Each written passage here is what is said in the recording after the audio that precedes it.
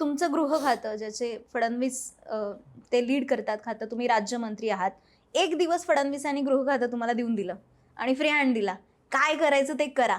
काय पहिला आदेश द्याल आणि काय डिसिजन घ्याल पहिला? मला वाटतं एक गोष्ट जी मी करेन जर का माझ्याकडे गृह खातं आलं तर, पोलिसांची सगळी घरं बांधायला घेईन मी पहिल्यांदा. बाकी सगळ्या गोष्टी बाजूला ठेवून.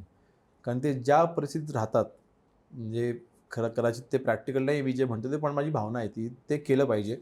सहजरित्या करणं पण शक्य नाही, परंतु जर का एका दिवसासाठी ते खातं आलं तर सगळ्या घरं त्यांची जी बांधकाम जी करायची आहे, सगळ्यांची ऑर्डर देऊन टाकेन.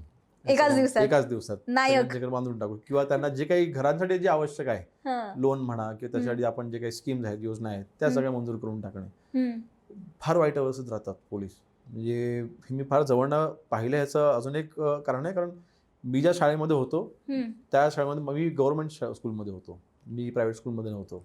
अच्छा. माझे वर्गमित्र हे पोलीस हवालदारांची मुलं.